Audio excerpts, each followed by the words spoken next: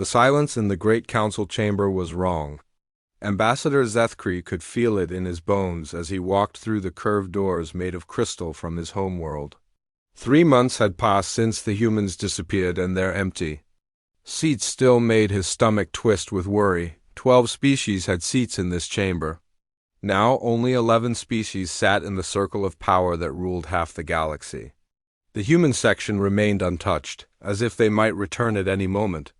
Their chairs sat empty, their translation devices still hummed softly, and their nameplates still glowed with soft blue light. Zethkri moved his long, scaled body to his assigned seat. His people, the Valerians, had been part of the council. For over 1,000 years, they were proud of their ancient wisdom and careful thinking. But right now, he felt anything but wise. "The emergency session will begin," announced Prime Intellect Korth. The Cerebrax leader's voice came through mechanical speakers because his people could not make sounds that other species understood. His massive brain, visible through the clear dome of his head, pulsed with electrical activity. "We must discuss the human situation." War Speaker Garn slammed one of his 4 fists on the metal surface before him. The Kralik warrior's red skin darkened with anger. "Situation?" "They ran away like cowards, 3 months without a word." "They did not run," said Korth, his brain flashing faster. "Running suggests fear. The humans showed no fear. They simply left." Zethkri remembered that day clearly. He had been in his office reviewing trade agreements when his assistant rushed in with news that made no sense. Every human in the galaxy had vanished overnight. Not just from council worlds, but from everywhere. Their homes, their workplaces, their ships, their research stations scattered across 100 different star systems. At first, the council thought it was some kind of attack. Maybe the humans had been kidnapped by unknown enemies. Search teams rushed to human colonies expecting to find signs of battle or destruction. Instead, they found neat, empty buildings with the power still on and meals half-finished on tables. The human colony on Vega 7 looked like everyone had simply stopped what they were doing and walked away. Children's toys lay scattered in playgrounds, books sat open on desks. Personal belongings remained in closets and drawers. But no humans anywhere. The strangest part was the message. Every human communication device in the galaxy had broadcast the same words at the exact same moment. "We choose a different path. Do not follow, then nothing. Complete silence." 3 months, Zethkri said slowly. 3 months and we still know nothing. "We know they planned this," said Council Leader This, her snake-like body coiled around her floating seat. The Ophidian spoke with the hissing accent of her people. "You cannot move millions of beings without planning." Garn's second set of arms crossed over his chest. "Then why? We treated the humans well. We gave them seats on the council. We allowed them to trade with all species. What more did they want?" Zethkri thought about his last conversation with Ambassador Chun, the human who had sat 3 seats to his left for almost 10 years. She had seemed tired that day, more than usual. When he asked if something was wrong, she smiled in that strange human way and said everything was fine. "Perhaps we should examine what the humans were doing before." "They left," suggested Korth. "My people have been analyzing their recent activities." "And?" This asked. "They were busy. Very busy." In the year before their departure, humans submitted over 15,000 requests for mineral surveys in Outer Rim territories. They purchased massive amounts of construction materials. They hired transport ships from dozens of different species. Construction materials? Zethkri felt something cold move through his body. What were they building? "We assumed infrastructure for their growing colonies," Korth admitted. "The requests seemed normal. Humans were always building something. That was true. Humans loved to build things. They built cities that mixed architecture from different worlds. They built communication networks that connected species who had never spoken before. They built trade routes that made everyone richer. They built solutions to problems that other species did not even know existed." "The economic reports are troubling," said another council member. Prelate Yoth of the Unified Sectors rarely spoke. But when he did, others listened. Human companies handled 47% of all interspecies trade agreements. They managed the shipping lanes for 62% of cargo transport. They provided translation services for 81% of diplomatic communications. The numbers hit the chamber like stones thrown into still water. Zethkri had known humans were involved in trade and diplomacy, but those percentages seemed impossible. "Surely you are mistaken," Garn said, but his voice lacked its usual confidence. "I wish I were wrong," Yoth replied. "The humans were everywhere in our economy. Not as leaders or rulers, but as the people who made things work. They fixed problems, they found solutions. They connected species who could not connect themselves." Zethkri closed his eyes and tried to remember how many times he had seen humans working in the background of important events. There had been a human technician maintaining the translation system during the signing of the Korath Peace Treaty.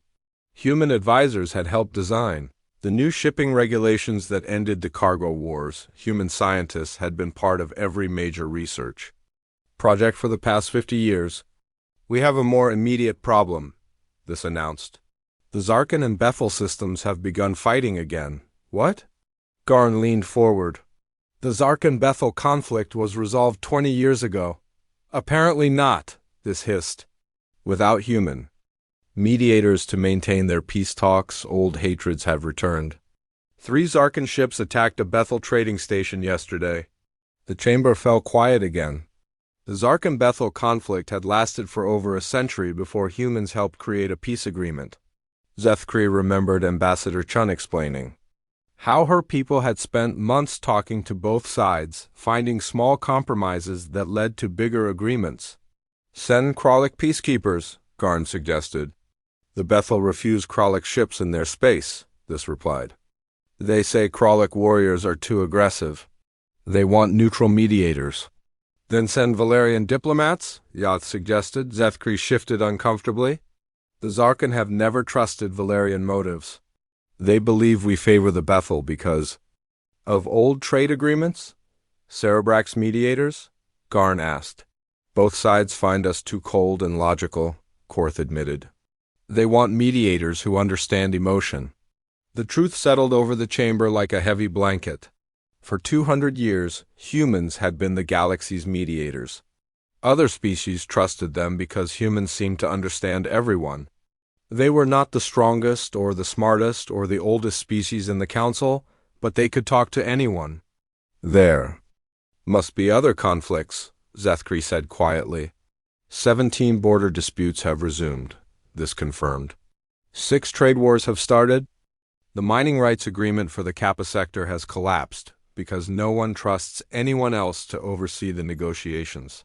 "This is madness," Garn growled. "We ruled this galaxy before humans existed. We can rule it after they are gone." "Can we?" Korth asked. His brain flashed in patterns that Zethkri had learned meant deep thought. "I have been calculating the number of small problems that humans solved every day.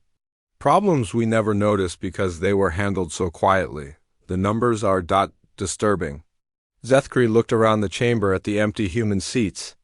For the first time, he wondered if they had made a terrible mistake. Not in how they treated humans, but in how little attention they paid to what humans actually did. "What do we do now?" he asked. No one had an answer. Outside the great windows of the council chamber, ships from dozens of different worlds moved through space. But for the first time in centuries, Zethkri wondered how long that peace would last without humans to help maintain it. The silence stretched on, broken only by the soft hum of empty human translation devices still waiting for voices that would never return. 6 months had passed since the humans disappeared, and Zethkri could not sleep. His apartment on Council Station 7 had everything a Valerian needed for comfort, but comfort felt impossible now. Every day brought new reports of problems across the galaxy, and every problem seemed connected to the missing humans. He sat at his desk reading the morning briefings when his communication device buzzed with an urgent message. The quantum relay network had suffered another major failure. This was the third one this week. The quantum relays allowed instant communication across the galaxy. Without them, messages between star systems would take months or years to travel. The network was so reliable that most species had forgotten it needed maintenance. Zethkri called the Network Operations Center. A tired-looking Cerebrax technician appeared on his screen. "Ambassador, we need help," the technician said. His mechanical voice carried stress that Zethkri had never heard from a Cerebrax before. "The relay stations are failing faster than we can repair them. What is the problem?" Zethkri asked. "We do not understand how they work," the technician admitted. "The humans built most of the network over the past century. They handled all the complex maintenance. Our people know how to replace broken parts, but we do not know how to prevent the failures." Zethkri felt that familiar cold feeling in his stomach. How many stations have failed? 47 in the past month. If this continues, we will lose communication with the Outer Rim territories within 6 weeks. After ending the call, Zethkri walked to the Central Archives. The vast library contained records of everything the Council had done for thousands of years. If humans had been maintaining the quantum network, there should be reports and documentation. He found the files after hours of searching. Thousands of maintenance reports filed by human technicians. Most were marked as routine or minor repairs.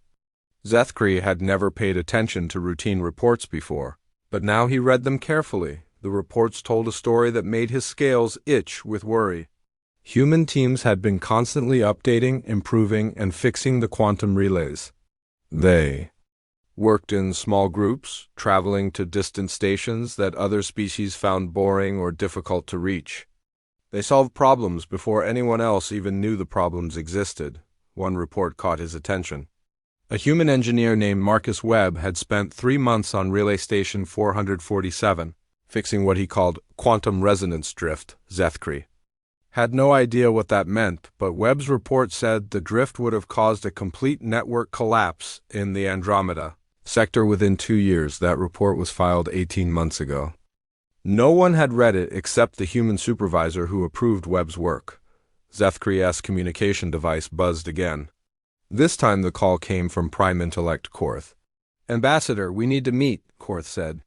"I have discovered something disturbing about the trade situation." They met in Korth's office, a room filled with floating displays showing data streams from across the galaxy. The Cerebrax leader's brain pulsed rapidly behind its clear dome.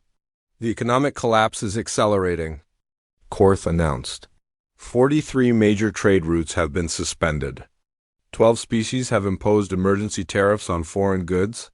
The neutral credit currency has lost 30% of its value. Zethkri looked at the displays showing red lines and falling numbers. "Why is this happening?" "I have been analyzing pre-departure human activities," Korth said.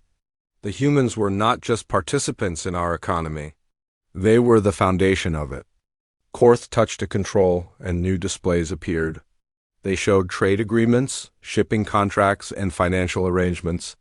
Green lines connected hundreds of different deals across dozens of species.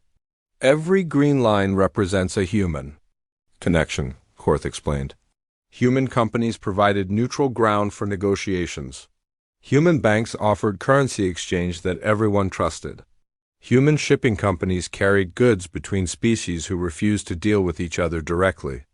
The display looked like a web with humans at the center of almost every connection. Without the green lines, the web fell apart into isolated clusters.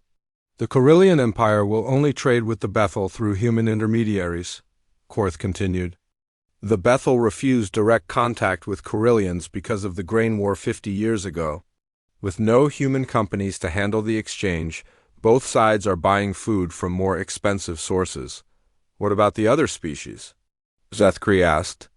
"Can they not take over the human role?"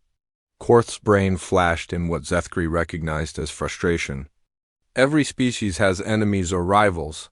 The humans had no ancient grudges, no territorial disputes, no history of conquest or betrayal.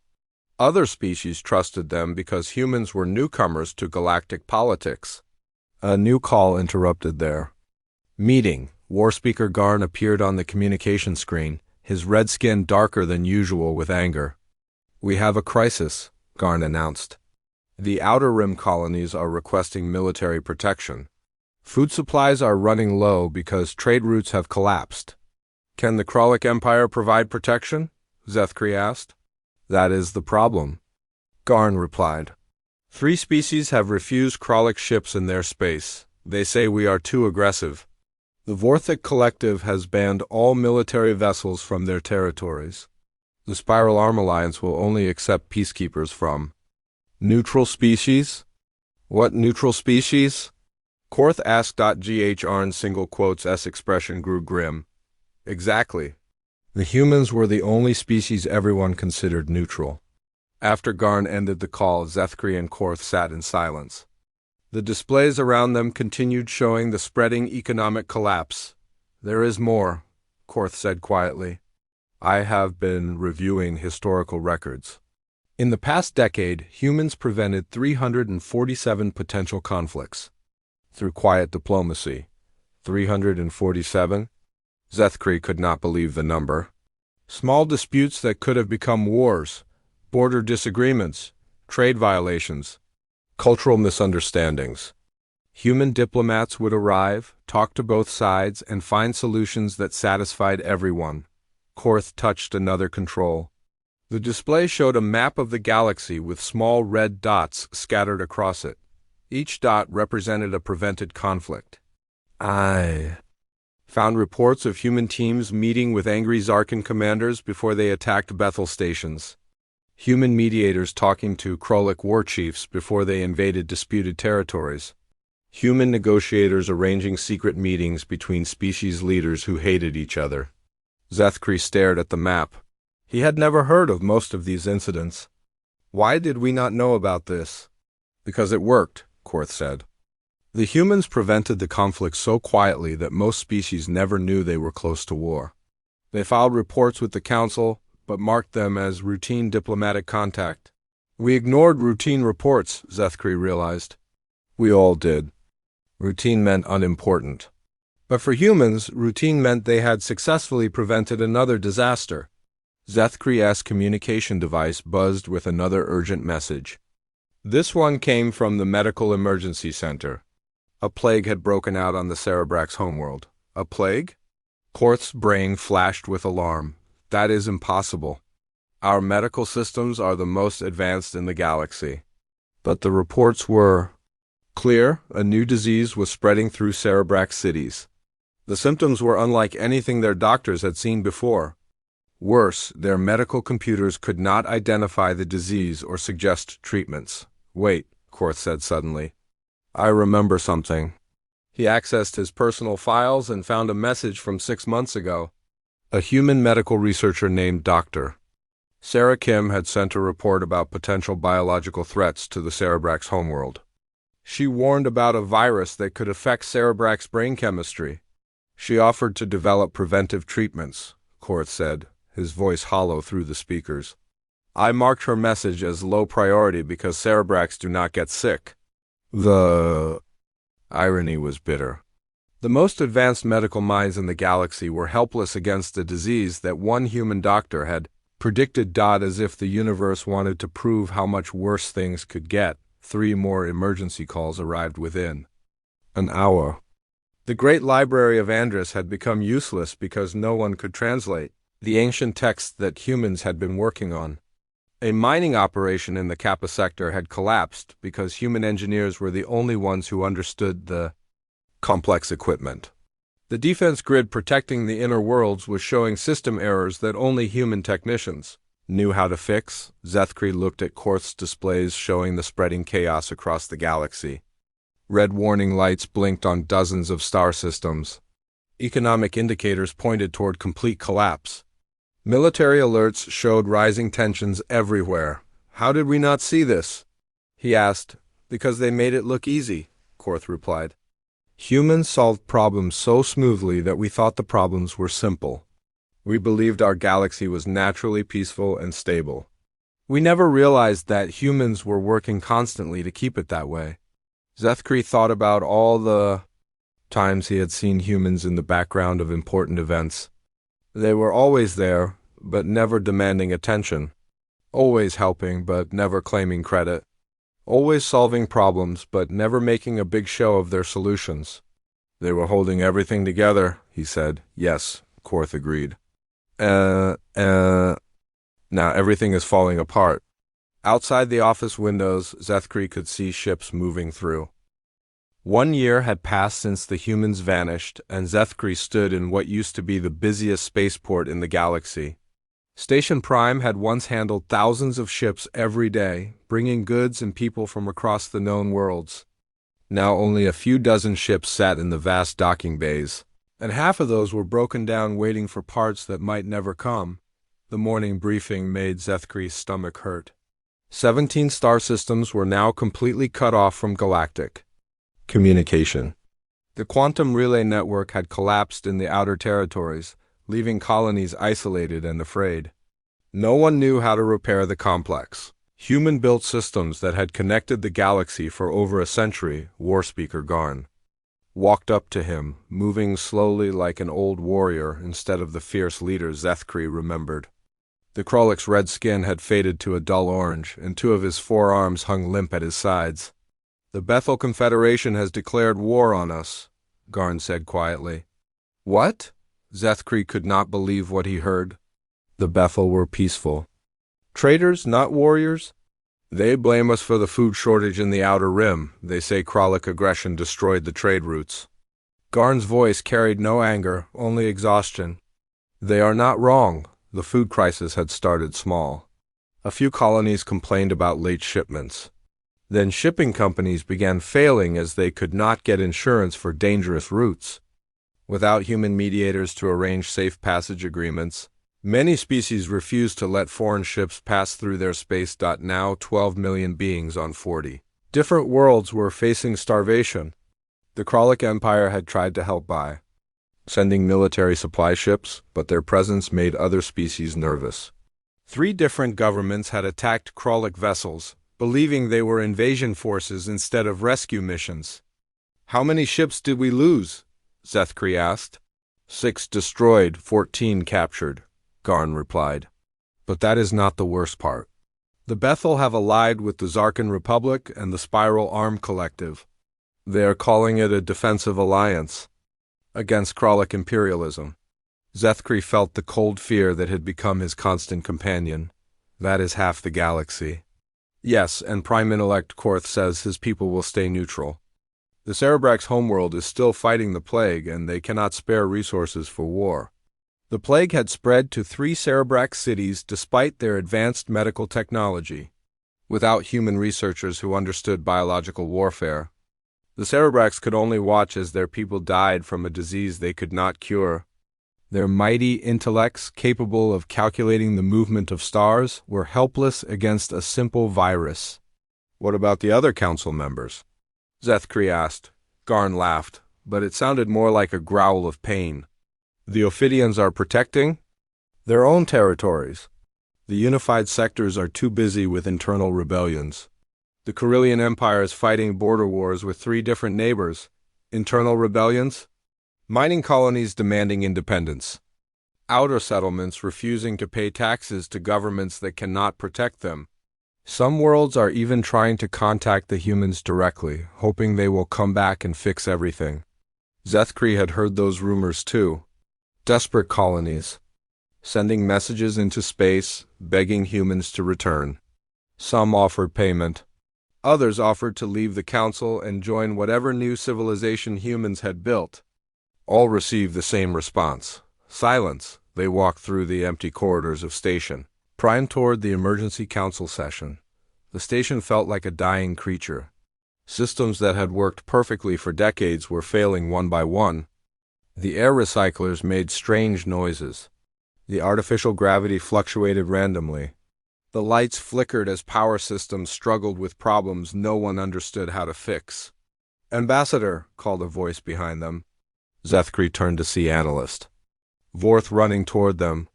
The young Valerian's scales were pale with fear. "What is it?" Zethkri asked. "The great library of Andros has gone dark," Vorth gasped. All the translation computers have failed. We have lost access to 80% of galactic historical records. The news hit Zethkri like a physical blow. The Great Library contained the accumulated knowledge of dozens of civilizations spanning thousands of years. Human linguists had spent centuries creating translation programs that could read ancient texts in languages no one else remembered. How much information is lost? He asked. Everything written in the old precursor languages. All the mathematical proofs from the ancients. The complete historical records of 17 extinct species. Medical research dating back 4,000 years. Vorth's voice shook. Without the human translation systems, we cannot read any of it. In the council chamber, the remaining representatives looked like survivors of a disaster. Only 8 species had sent delegates to this session. The others were too busy fighting wars or dealing with internal collapse to attend galactic meetings. Prime Intellect Korth appeared on a communication screen instead of attending in person. His massive brain pulsed weakly behind its dome, and Zethkri could see medical tubes connected to his life support system. "The situation is critical," Korth announced through his mechanical voice. "My calculations show complete galactic civilization collapse within 6 months." "Your calculations have been wrong before," snapped Council Leader This. The Ophidian leader's snake-like body coiled tighter around her seat with each passing minute. "My calculations did not account for the human factor," Korth admitted. Discovering that humans were involved in maintaining systems that I did not know existed." "Such as?" This demanded. "The galactic positioning network that allows accurate space travel. Human teams calibrated the navigation beacons every few months. Without regular updates, ships are getting lost between star systems."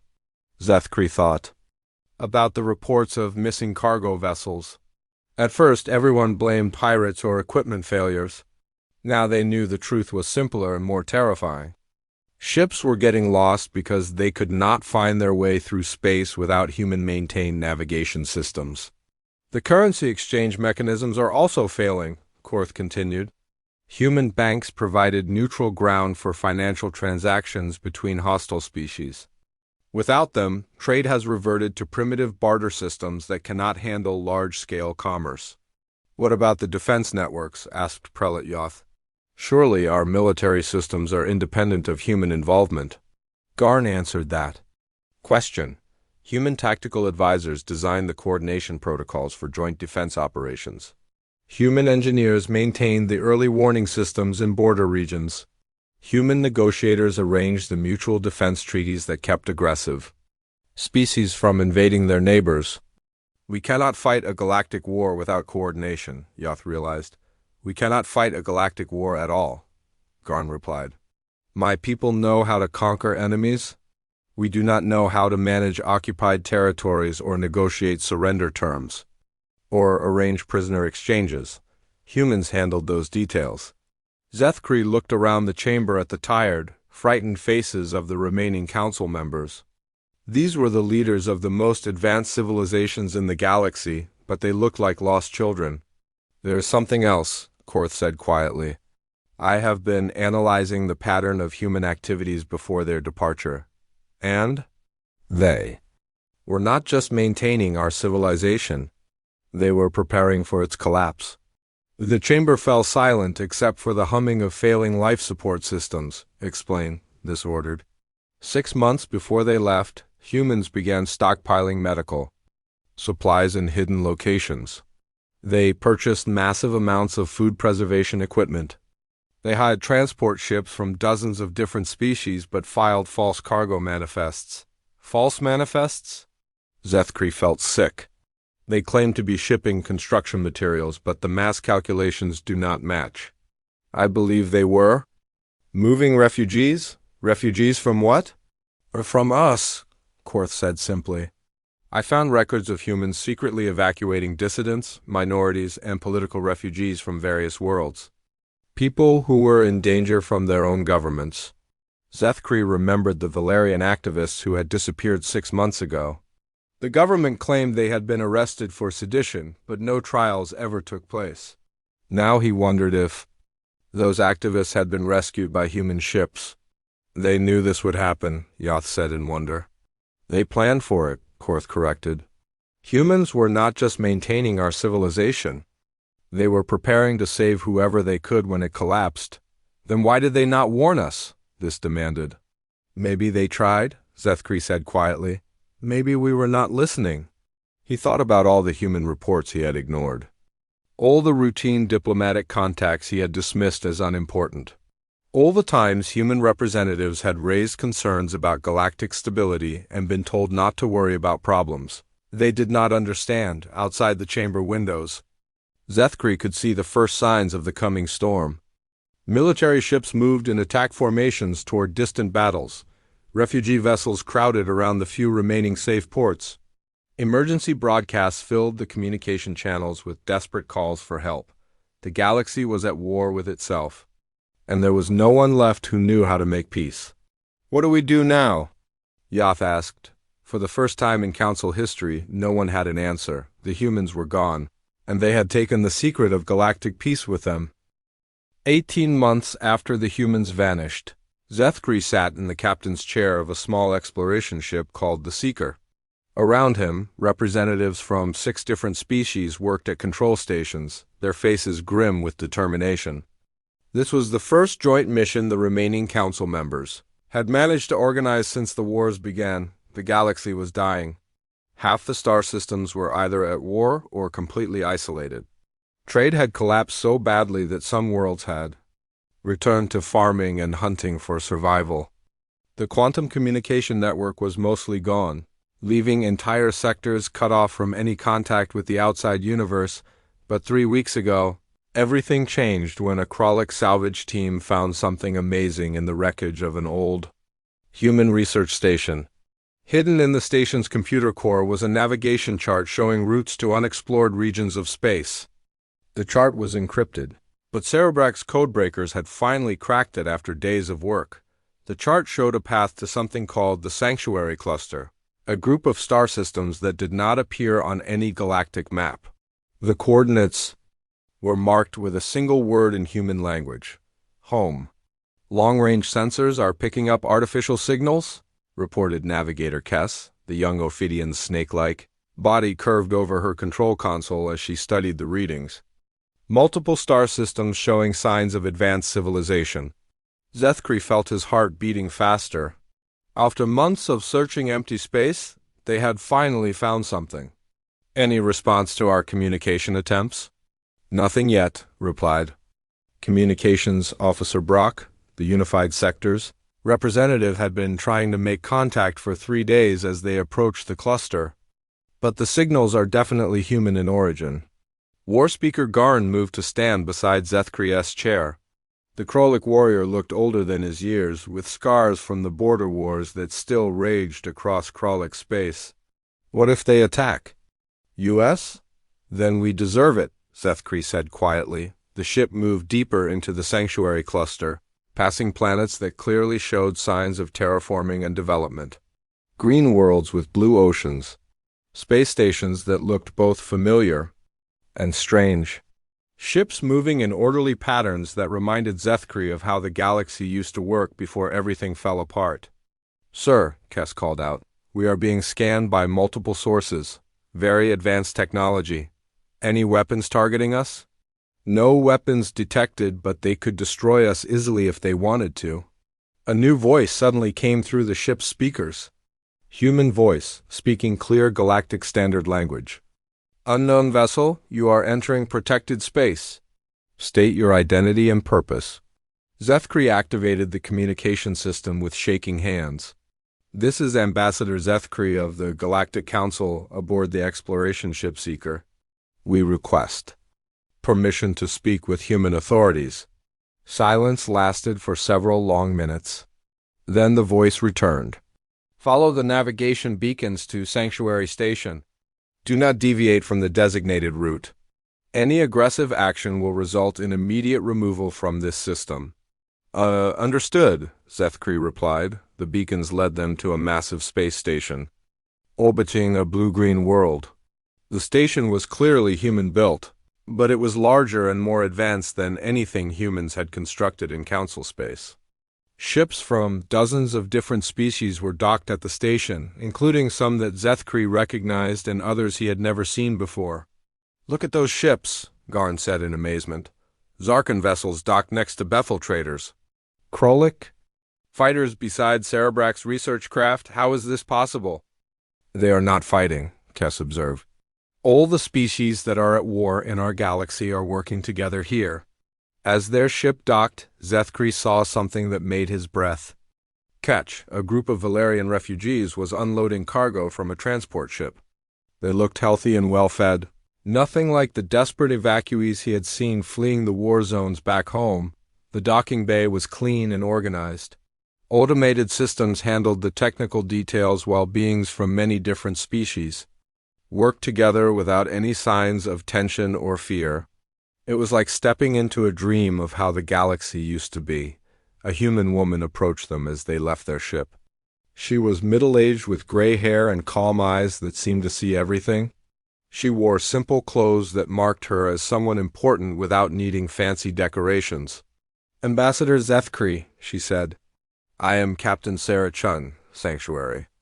Defense Coordinator, we have been expecting you." "Expecting us?" Zethkri asked. "We monitor communications from Council space. We know about the wars and the collapse." Her expression was sad but not surprised.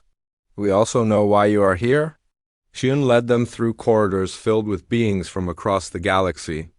Zethkri saw Ophidian children playing with young Kralik in a common area. Cerebrax researchers working alongside human scientists. Valerian artists creating sculptures with materials he had never seen before.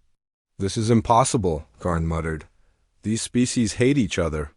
"No," Chung replied. "Their governments hate each other. The people just want to live in peace." They entered a conference room with large windows showing the planet below. Cities dotted the continents, connected by transportation networks that looked both efficient and beautiful. In the distance, Zethkri could see other ships arriving and departing in perfect coordination. "How long have you been here?" Zethkri asked. "Humans have been developing the Sanctuary Cluster for over 50 years, Chun replied. "We started small, just a few research stations and mining operations. But as conditions in Council space became worse, we expanded." "Worse? But we had peace for centuries," Chun smiled sadly. "You had the appearance of peace." Human teams were working constantly to prevent wars, mediate disputes, and solve problems before they became crises. We filed reports about growing tensions and structural weaknesses, but the Council never took action. "We thought everything was stable," Brock admitted, "because we made it look stable. But the underlying problems kept getting worse. Species prejudice, economic inequality, territorial disputes, religious differences. We could manage the symptoms, but we could not cure the disease." Garn leaned forward. "So you gave up and ran away?" "We chose to build something better," Chun corrected. 20 years ago, human leaders made a difficult decision. We could continue trying to fix a broken system, or we could create a new one based on actual equality and cooperation. "What about all the people you left behind?" Zethkri asked. "They needed your help. We saved who we could," Chun replied. Over the past 10 years, human ships secretly evacuated over 12 million refugees from Council space. Political dissidents, religious minorities, victims of oppression, people who did not fit into their society's narrow definitions of acceptable. Zethkri thought about the Valerian activists who had disappeared. "You rescued people from my world." Valerians who believed in equality for all species, not just Valerian superiority. They are building new lives here where their ideas are welcomed instead of punished. "But millions more are dying in the wars," Garn protested. "Wars that were inevitable," Chun said firmly. "We spent 2 centuries trying to prevent them, but the hatred runs too deep. The moment we stopped actively maintaining peace, everything collapsed exactly as we predicted it would." She activated a wall display showing the current state of Council. Space. Red zones marked active war areas. Yellow zones showed regions of economic collapse or social unrest. Only a few small green areas remained stable. "This is why we left," Chun continued. Not because we were cowards, but because we finally understood that some problems cannot be solved by external mediators. The council species need to learn to live together without someone else doing all the work. And if they destroy themselves instead, Kess asked, then that is their choice. We cannot force civilizations to grow up. We can only offer an alternative for those who want something better. Zethkri stared at the display showing his dying galaxy. What happens now? That depends on you, Chun replied. You came here looking for help, but help doing what? Do you want us to return and fix your problems again? Or are you ready to learn how to build something new? We want the fighting to stop, Garn said. We want things to go back to how they were. How they were was broken, Chun said gently. You just did not see it because we were working so hard to hide the cracks. Going back is not possible. Then what do you suggest? Zethkri asked. Chun walked to the window and looked out at the peaceful world below. Some of your people are ready for change. They are tired of war and hatred, tired of governments that treat other species as enemies or servants. Those people are welcome here, or they can work to build similar communities in council space. The others? The others will keep fighting until they exhaust themselves or destroy everything they have built. We cannot save people who do not want to be saved. Zethkri felt tears forming in his eyes. So this is how it ends? The greatest civilization in galactic history destroys itself while humans watch from the sidelines. This is how it begins, Chun corrected. The old civilization was built on dominance and submission. Humans were the glue holding it together. But glue eventually fails. What we are building here is based on genuine cooperation and mutual respect.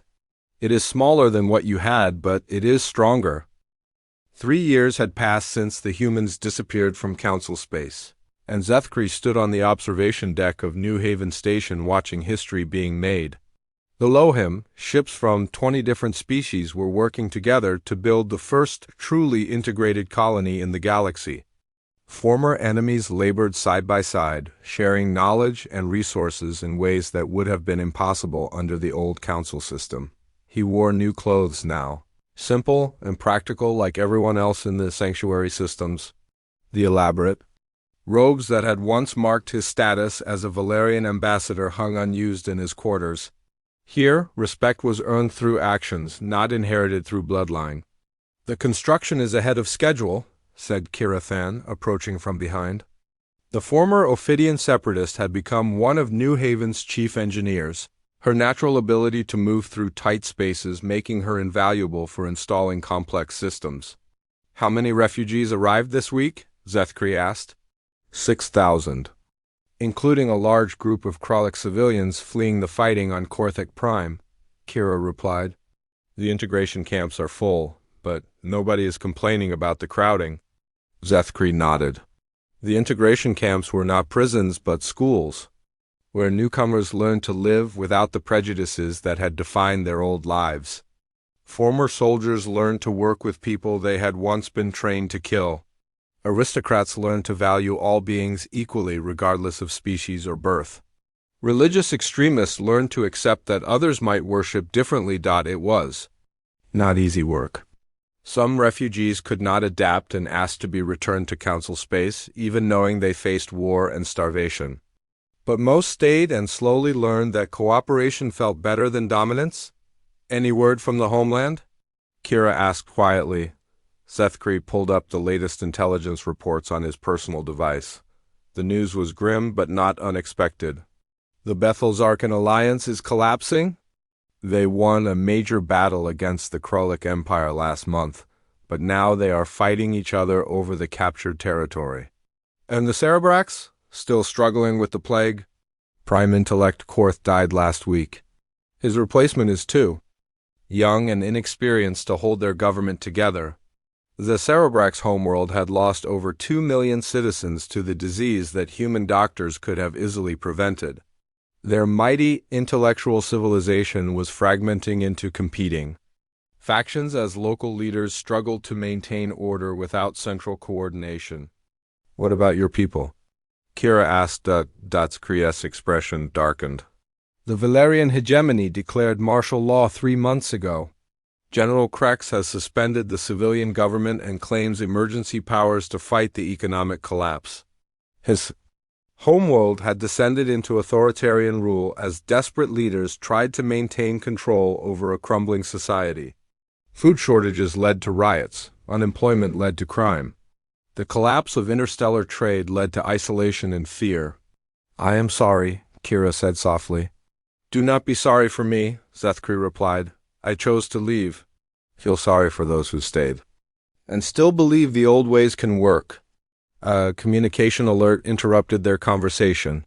Captain Sarah Chun's voice came through the station's speakers. "All residents, please report to assembly areas for an important announcement." Zethkri and Kira joined the crowd gathering in the central plaza.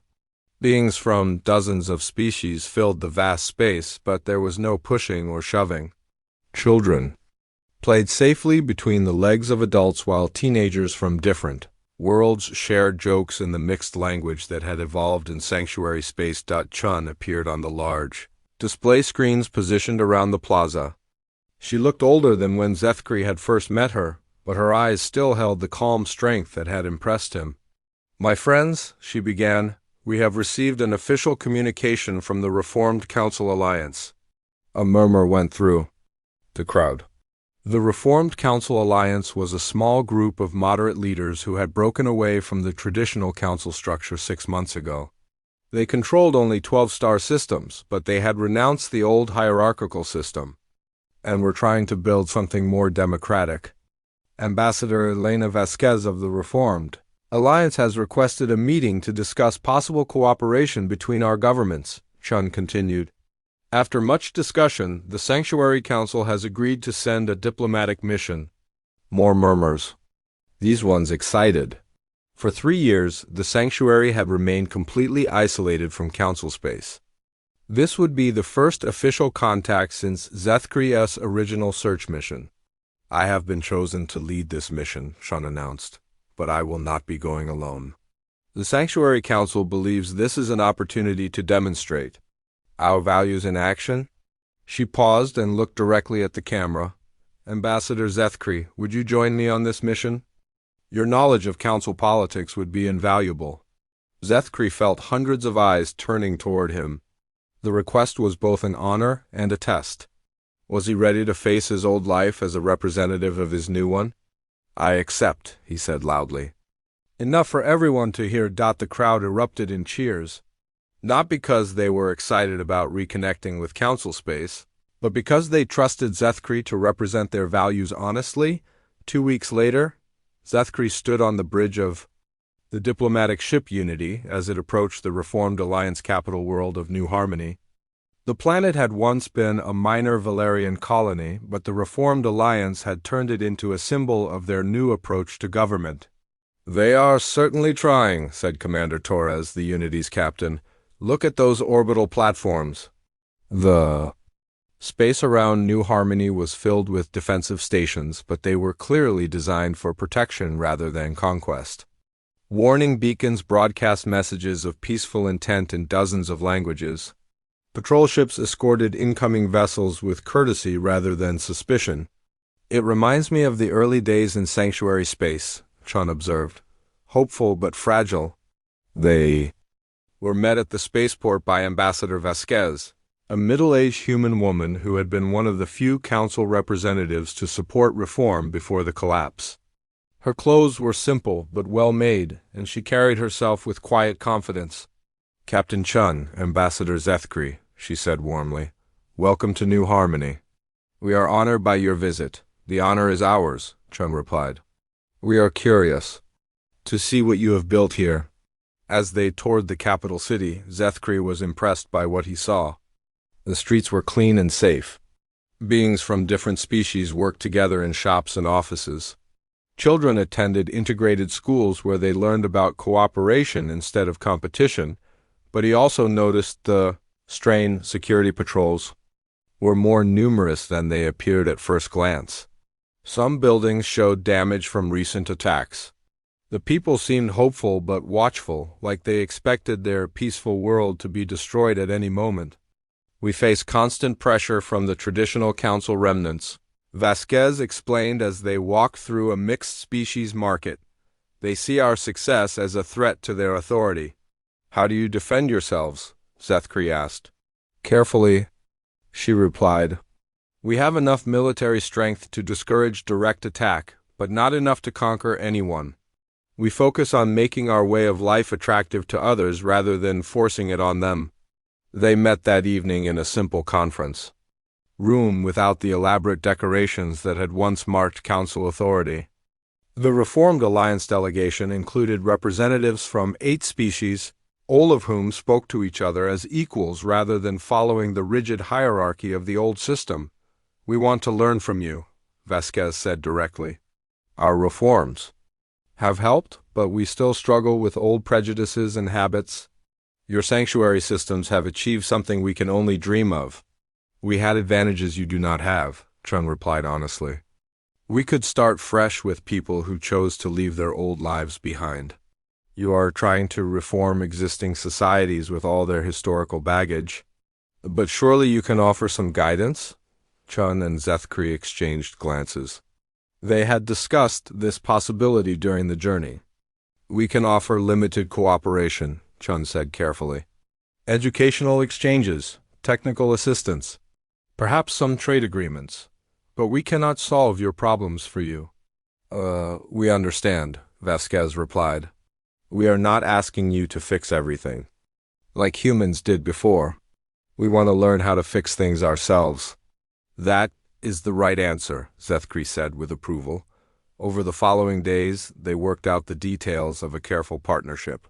Sanctuary educators would help train Reformed Alliance teachers.